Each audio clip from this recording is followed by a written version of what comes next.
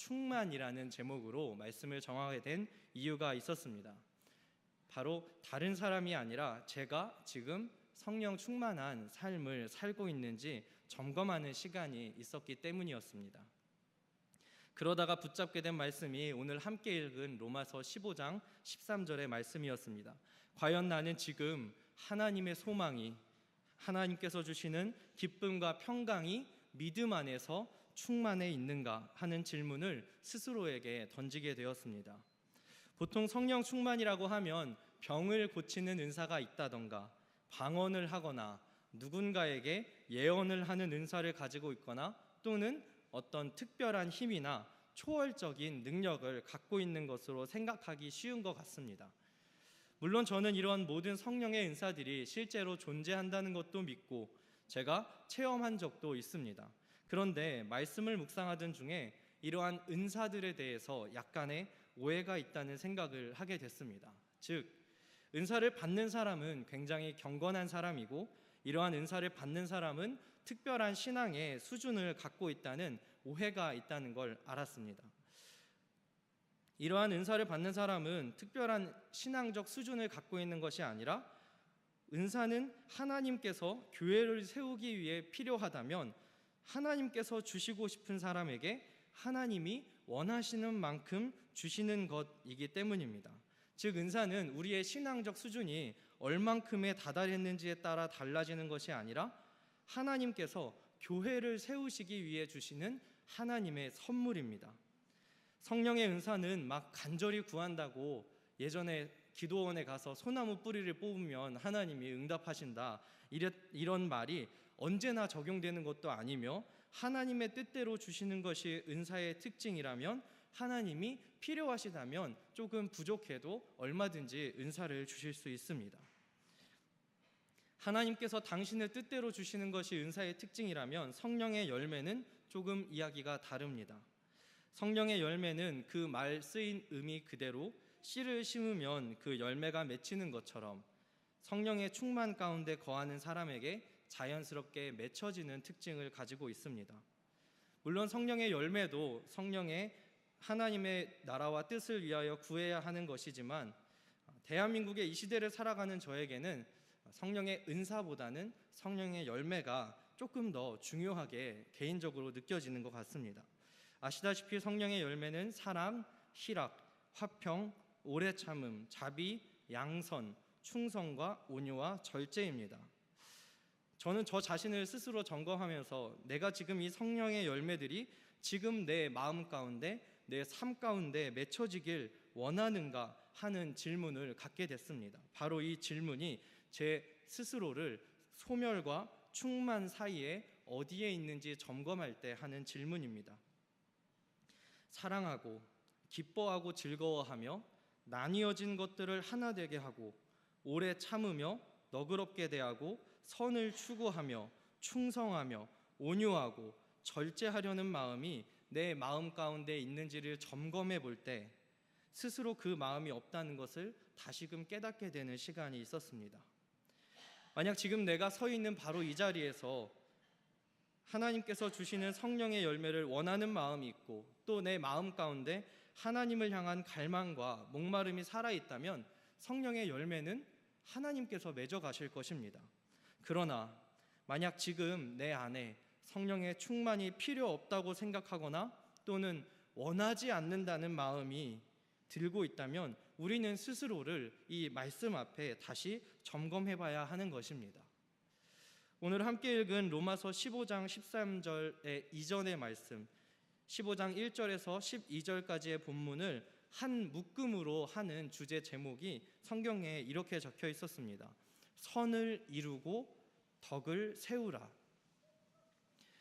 그런데 이 선을 이루고 덕을 세우는 일이 정말 쉬운 일일까 하는 생각을 하게 됩니다. 어쩌다가 한번 남들 보기에 착한 일을 하는 것은 우리 수준에서도 얼마든지 할 수 있는 일입니다. 아마 여기 계신 모든 분들 중에 내가 평생 지금까지 살면서 남들 보기에 착한 일을 한 번도 안 해보신 분을 찾으면 아마 한 분도 계시지 않을 것입니다. 그런데 우리의 삶 전체가 하나님이 보시기에 선을 이루는 삶이 된다는 것은 여간 쉬운 일이 아닙니다. 그것도 어려운데 더 심지어 덕을 세운다는 말은 이건 애초에 상상조차 하기 힘든 일입니다. 우리말에 있어서 덕이라는 말은 첫째로 도덕적, 윤리적 이상을 실현해 나가는 인격적 능력이라고 썼습니다. 둘째로는 공정하고 남을 넓게 이해하고 받아들이는 마음이나 행동, 아주 굉장히 높은 수준의 차원을 우리는 덕이라는 말로 표현합니다. 우리가 그런데 덕을 세우지 못하는 이유는 다른 것이 아닙니다. 애초에 덕을 세우는 힘이 우리에게서 완성되지 않았기 때문이죠. 복음이 필요한 인간의 가장 근본적인 모습을 성경은 죄인이라고 이야기합니다. 그 죄인의 상태에 매여 사는 인간의 가장 큰 특징 중에 하나는 자기를 사랑하게 된다는 것이죠. 어떻게 선을 이루고 덕을 세울 수 있을까? 끊임없이 우리를 올가매고 자기를 사랑할 수밖에 없는 처지에 놓여 있는 우리를 어떻게 선을 이루는 삶, 덕을 세우는 삶으로 하나님이 인도하시는 것입니까? 바로 우리 안에 계신 성령님이 우리 마음 가운데 충만해져야 우리는 정말 하나님의 자녀답게 살아갈 수 있다는 것입니다. 저는 예전에 크리스찬의 삶이 참 자동차 같다는 생각이 들었던 때가 있었습니다. 하나님의 은혜라는 연료가 주입되면 그 은혜만큼 하나님의 뜻을 향해 달릴 수 있는 자동차 같다는 생각을 해왔었습니다. 저는 제 힘으로는 하나님의 뜻대로 살아갈 힘이 없지만 하나님의 은혜라는 연료가 주입되면 우리가 말씀과 기도를 붙잡고 우리의 삶 가운데 함께 하신 하나님을 붙잡게 되면 그 은혜가 우리의 연료가 돼서 하나님의 나라와 뜻을 향해 잘 달릴 수 있는 자동차 같다는 생각을 해왔었습니다. 그러다가 데살로니가전서 5장의 말씀을 통해 진정한 성령의 충만과 소멸이 무엇인지 깨닫게 되는 은혜가 있었습니다. 제가 성령의 충만과 소멸에 대해서 오해하고 있었던 거죠. 한국 성경으로 번역되면서 아마 여기 계신 분들도 쉽게 가지실 수 있는 오해일 것 같습니다. 성령이 소멸된다는 말이 성령이 내 안에서 없어진다는 말로 착각했던 것입니다. 아마 여기 계신 분들 중에도 저처럼 생각하신 분이 있을 것 같습니다. 소멸이라는 말을 보면 사라진다라는 뜻으로 저희가 참 이해하기 쉬운데 여기서 소멸이 그 소멸이 아닙니다. 헬라어 원어 성경에서 보면 이 소멸은 5장 19절에서 나온 성령을 소멸하지 말며라는 이 본문의 소멸은 사라지다는 소멸이 아니라 꺼질 소에 꺼질 멸자를 써서 말 그대로 불이 꺼지다는 뜻을 가지고 있었습니다. 다시 말해 성령의 충만함에 반대되는 개념인 성령의 소멸은 우리와 함께 계시는 성령님께서 사라지시는 것이 아니라 우리 안에 타오르고 있던 성령의 불이 꺼진 것이라는 뜻입니다. 우리가 하나님을 떠난다고 우리와 함께 하시는 하나님이 우리를 떠나시는 것이 아니라 우리 안에 계시는 성령의 불이 꺼져버린다는 것입니다. 이 불을 우리가 꺼트리게 될 때가 있지만 하나님께서 우리를 떠나시는 것은 아니라는 걸 깨닫게 됐습니다. 그렇다면 우리가 이 성령의 소멸의 상태, 하나님을 떠난 이 상태에서 어떻게 다시금 충만의 상태로 넘어가는지에 대한 해답은 아주 간단합니다. 다시 불을 붙이면 되는 거죠. 너무 간단합니다. 너무 간단해서 지금 다들 아무렇지 않게 들으시는 것 같습니다. 정말 간단할수록 할 때 하나님의 놀라운 응답이 있다는 걸 아마 다들 알고 계실 것입니다. 적지 않은 그리스도인들이 하나님의 은혜로 말미암아 순종하며 살아가시다가 낙심하게 되는 이유는 하나입니다. 다시 죄에 무너졌다는 절망감이 드는 거죠. 아, 내가 또 그 죄에 넘어졌구나. 내가 하나님의 은혜로 회복되었지만 다시금 이 죄에 또 넘어졌구나. 다시 그 죄에 또 그 문제에 넘어졌다는 생각이 들 때 우리는 쉽게 낙심하곤 합니다. 그리고 이 낙심이 하나님께로 나아가는 것을 가로막는 장애물이 되는 거죠. 사실 따지고 보면 이런 일들은 우리에게 굉장히 흔하게 일어나는 일들입니다.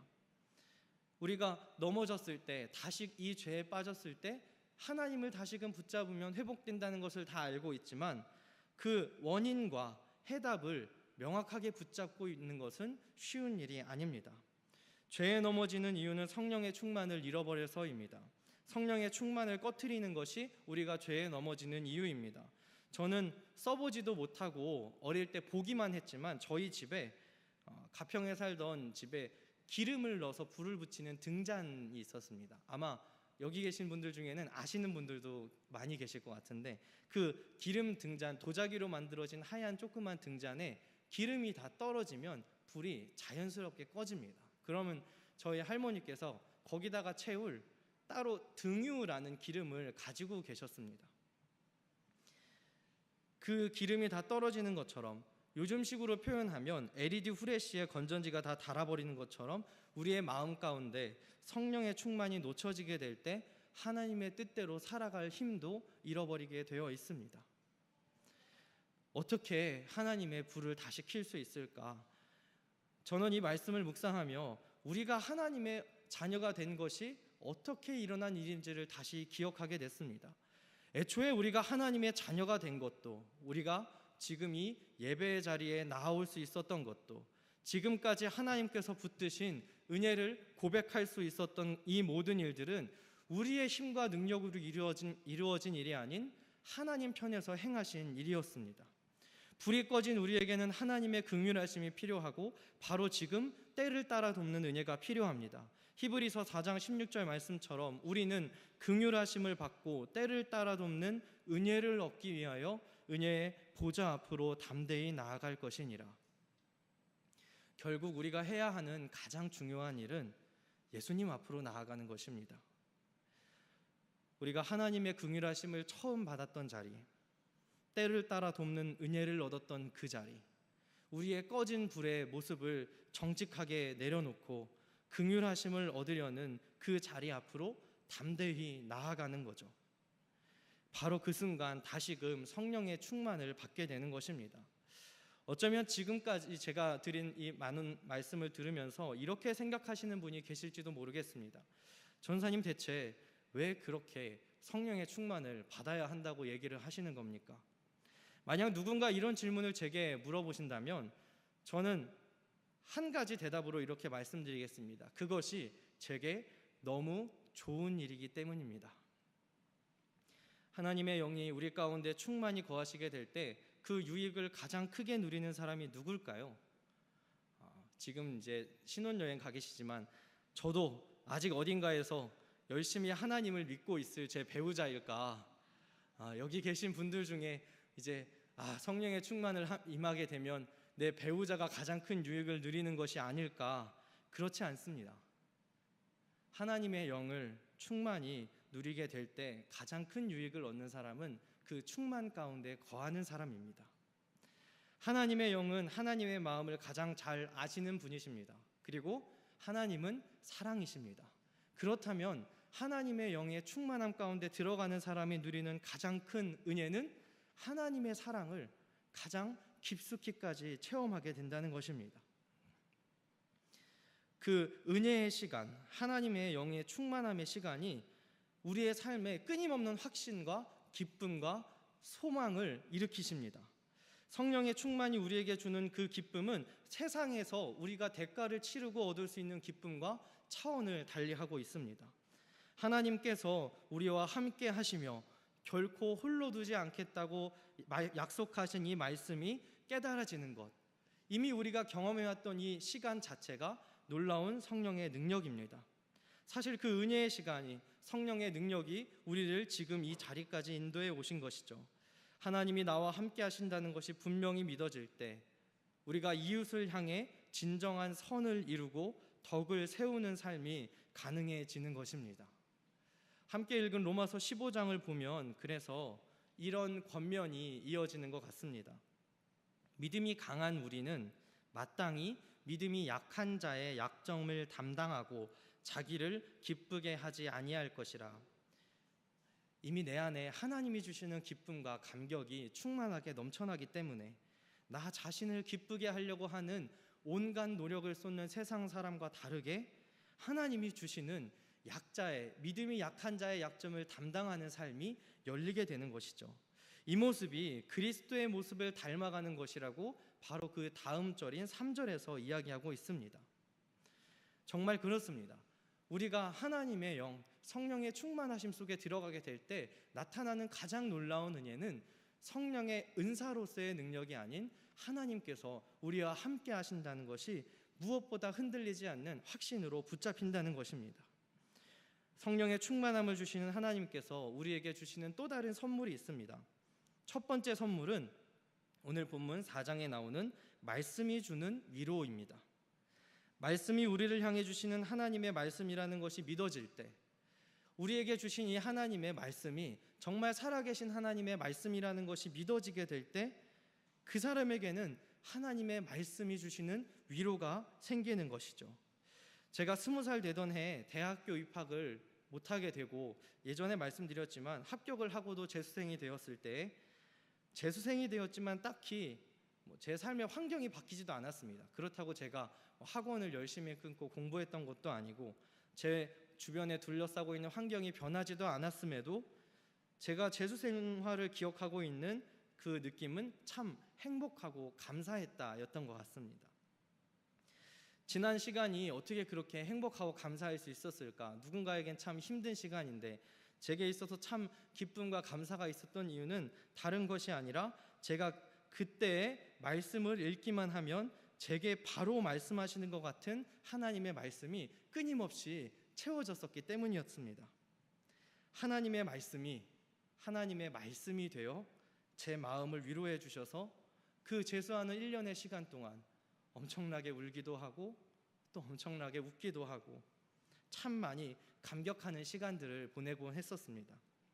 오늘 로마서의 말씀처럼 하나님의 영, 성령의 충만하심 가운데 들어가려고 하는 목마름이 있는 제게 하나님의 말씀이 주시는 위로가 있었던 것입니다. 그리고 우리에게 하나님께서 주시는 두 번째 선물은 5절에 나와 있는 인내심입니다. 바로 이 인내심, 기다리는 마음 역시 하나님께서 우리에게 주시는 선물입니다. 물론 저는 여기 계신 성도분들께 모든 일을 참고 기다려야 한다고 말씀드리는 것은 아닙니다. 또 그것이 마냥 옳은 것만은 아닙니다. 그러나 그럼에도 하나님께서 우리에게 인내하는 마음을 주실 때 그 마음을 붙잡고 순종하는 사람에게 하나님의 소망이 생긴다는 말씀을 드리고 싶은 것이죠. 하나님이 주시는 인내심의 마음, 성령의 충만 가운데 거하려고 늘 목마르고 갈망을 가지고 사는 우리에게 하나님이 주시는 인내심은 하나님의 소망을 품는 것으로 바뀌게 됩니다. 사람이 무엇인가를 기다리는 것은 그 기다림 뒤에 찾아올 변화가 있기 때문입니다. 제가 화요일, 수요일 이틀을 지내면서 효도 관광에 돌아오시는 여정을 위해 새벽에 열심히 같이 기도하자고 했던 이유 중에 제 사심은, 약간에 들어있던 사심은 빨리 오셨으면 좋겠다, 이런 마음이 있었던 것처럼 그 여행이 끝나고 목사님, 부목사님이 오시는 것들을 기다렸던 것처럼 우리가 하나님이 주시는 인내심, 하나님이 주시는 기다리는 마음을 붙잡게 될 때 하나님이 주시는 놀라운 소망은 그 기다림의 끝에 계실 하나님의 일들인 것입니다. 우리가 어떻게 하나님을 위해 살아드릴까 고민하는 것은 사실 굉장히 중요한 문제입니다. 그 고민이 있어야 우리는 사랑하는 사람, 내가 기준이 아니라 사랑받을 사람 기준으로 사랑하는 것을 고민하게 됩니다. 그런데 우리 그리스도인들에게 이 질문보다 조금 더 중요한 질문이 있습니다. 바로 하나님께서 우리를 어떻게 사랑하셨는가에 대한 질문입니다.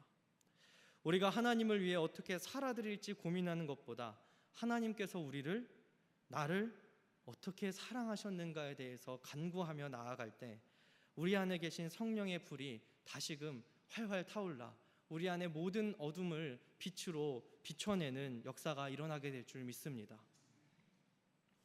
그래서 이 말씀을 준비할 때 제 마음 가운데 좀 떠오른 찬송가가 하나 있었습니다. 새 찬송가 484장입니다.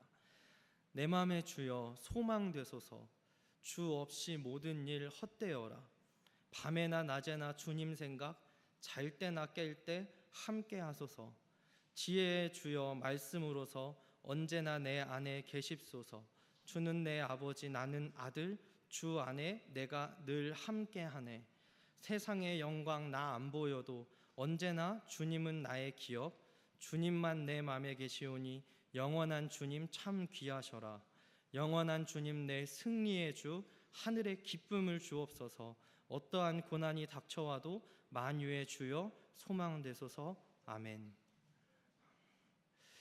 주님이 소망 되시는 사람, 하나님이 주시는 소망을 붙잡은 사람은 이 찬양의 고백을 나의 고백으로 삼겠구나 하는 생각이 들었습니다. 이 찬양을 마음 깊이 붙잡고 사는 사람에게 나타나는 열매가 성령의 열매겠구나, 이 일이 우리에게 자연스러운 일이겠구나 하는 마음이 들어 참 깊은 은혜가 되었습니다.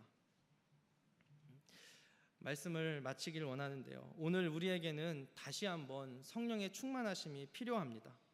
어느 순간 꺼져버렸는지 내 안에 소멸된 성령이 확인되었다면 다시금 하나님께 성령의 충만을 구하는 기도가 필요합니다.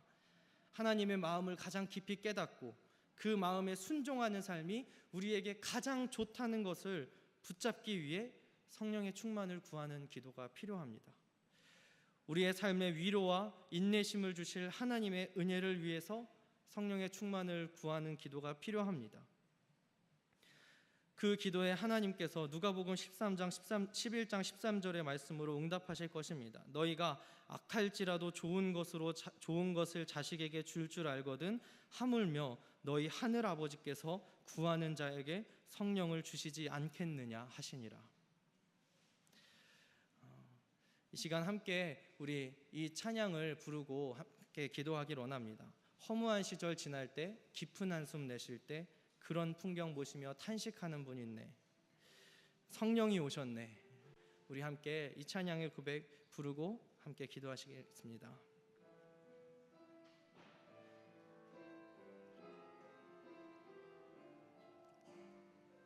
허무한 시절 지날 때, 허무한 시절 지날 때, 깊은 한숨 내쉴 때 그런 풍경 보시며 탄식하는 분 있네. 고와 같이 너희를 버려두지 않으리. 내가 너희와 영원히 함께하. 허무한 시절 지날 때,